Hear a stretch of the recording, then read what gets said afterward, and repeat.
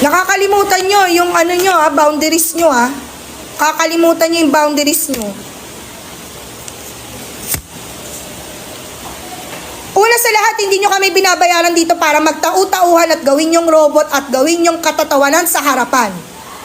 Pangalawa, hindi ako nag-board exam para lang hindi irespeto ng mga katulad nyo. Wala pa namang nararating sa buhay. Ang kakapal ng mga mukha nyo.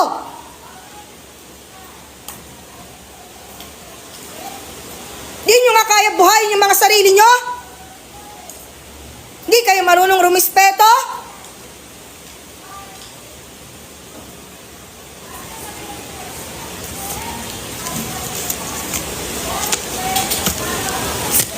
Mag-board exam din kayo para malaman nyo kung hanggang saan kayo.